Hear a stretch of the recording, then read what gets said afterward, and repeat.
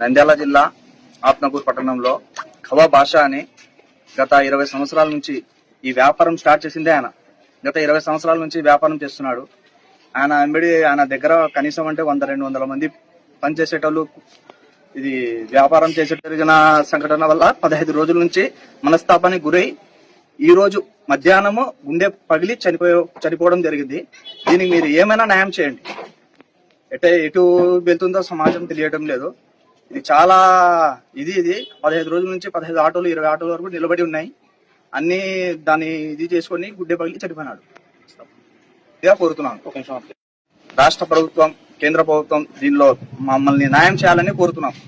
ఇది మేడారం జాతరలో జరిగిన ఇష్యూ గురించి ఆలోచించి ఒక 15 రోజుల నుంచి ఆయన అన్నం కూడా తినడం సరిగా మానేసినాడు. దాని గురించి ఇది చేసుకుంటాం. ఆయన నాతో చెప్తుంటావు ఆయన అది కంతులు ఎంట కట్టాలా, బండ్లు అన్ని నిలబడిపోయినాయి, షెడ్లో ఉన్నాయి, కబాబన్ వ్యాపారమే నాది ఇదైపోయింది అని చెప్పి నాతో ఈరోజు కబాబన్ భాష అకస్మాత్తుగా చనిపోవడం జరిగింది. నా చిన్ననాటి ఫ్రెండ్ ఆయన. కబాబన్ ఆత్మకూరులో అసలు మొదలుపెట్టిందే ఆయన. 15 రోజుల నుంచి ఆయన దాని మీదనే కృంగి కృషించి ఇదే పోయినాడు ఆయన. దాని గురించి కొంచెం రాష్ట్ర ప్రభుత్వం కానీ కేంద్ర ప్రభుత్వం కానీ ఆలోచించి ఇది చేయాలి. బిజినెస్ ఇదైపోయింది చెప్పి దాని గురించి ఆయన స్టోక్ కొట్టి ఇది ఆయనకి 2 ఆడపిల్లలు కూడా ఉన్నారు ఆయనకి. రాష్ట్ర ప్రభుత్వమే ఆదుకోవాలి ఆయనకి చెప్పి నేను పాలక వ్యాపారం చేస్తాము. భాష అని మా ఫ్రెండ్ పాలక వ్యాపారం 15 సంవత్సరాలు 20 సంవత్సరాల నుంచి చేస్తున్నాడు. అతని కింద ఒక 200 కుటుంబాలు బతుకుతున్నాయి. ఇప్పుడు జరిగిన మేడారం జాతరలో ఈ కబాబన్ గురించి బ్యాడ్ న్యూస్ రావడం వల్ల అతను 20-30 బండ్లు ఆగడం జరిగింది. దాంతో మనసులో గురై ఉండే అదే హాస్టల్కి వచ్చి అతను భయపడి కత్తులు కట్టలేని భయంతో చనిపోవడం జరిగింది.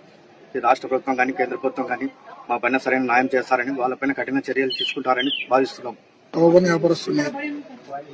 అలాగే మా బామ్మది భాష అని కబాబన్ వ్యాపారం చేస్తాడు. మా బామ్మది అతను పెద్ద సమస్య అతనికి ఏమైందంటే ఈ వ్యాపారం జరగ బండ్లలో ఇంటికాడ నిలవడం. మేడవరం జాతరలో ఇష్యూ జరిగింది. ఇష్యూ జరగడం వల్ల బండ్లలో ఇంటికాడ ఆగితే వాడు గుండె వాళ్ళు ఇది అయినాడు. అప్పటి నుంచి గుండె వాళ్ళు ఇది అయినాడు, చనిపోయినాడు.